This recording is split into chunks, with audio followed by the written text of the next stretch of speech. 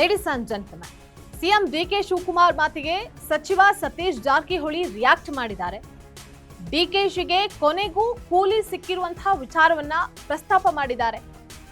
ಈ ರೀತಿ ಹೇಳೋದ್ರ ಮೂಲಕ ಸತೀಶ್ ಜಾರಕಿಹೊಳಿ ಸಿಎಂ ರೇಸ್ನಿಂದ ಹಿಂದೆ ಹಿಂದಕ್ಕೆ ಸರಿದಿದ್ದೇ ಆದ್ರೆ ಇದರ ಹಿಂದಿರುವಂತಹ ರೋಚಕ ಕಾರಣಗಳು ಏನು, ಇದೆಲ್ಲದರ ಕುರಿತಾಗಿ ಕಂಪ್ಲೀಟ್ ಡೀಟೇಲ್ಸ್ ಅನ್ನ ನೋಡ್ತಾ ಹೋಗೋಣ.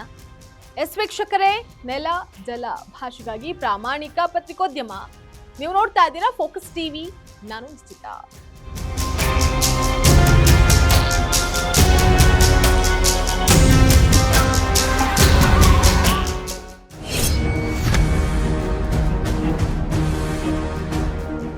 ಸಿಎಂ ಡಿಕೆ ಶಿವಕುಮಾರ್ 2 ವರ್ಷ ಅಧಿಕಾರ ಸಾಕಾಗಲ್ಲ ಅನ್ನುವಂತಹ ಮಾತನ್ನ ಹೇಳಿದ್ರು.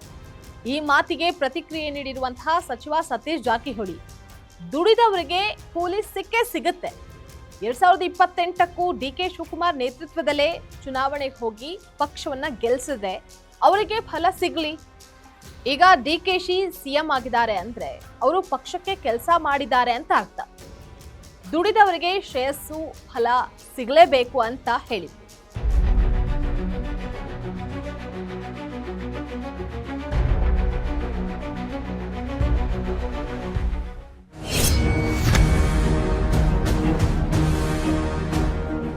ಇಲ್ಲಿ ಸತೀಶ್ ಜಾರಕಿಹೊಳಿ ಅವರ ಒಂದು ಮಾತನ್ನ ಸೂಕ್ಷ್ಮವಾಗಿ ಗಮನಿಸಿದ್ರೆ ನಮ್ಗೊಂದು ವಿಚಾರ ಅರ್ಥ ಆಗುತ್ತೆ.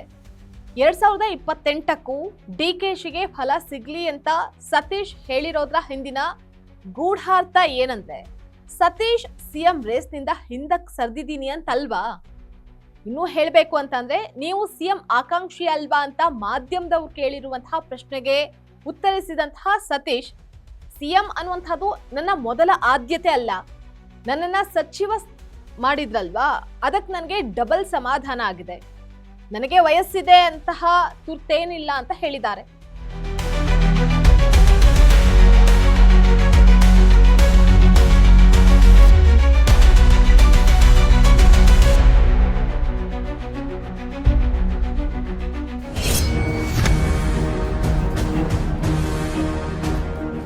ಸದ್ಯಕ್ಕೆ ಸತೀಶ್ ಜಾರಕಿಹೊಳಿ ಹಾಗೆ ಸಿದ್ದರಾಮಯ್ಯ ನಡುವೆ ಮೊದಲಿದ್ದಂತಹ ಆಪ್ತತೆ ಇಲ್ಲ.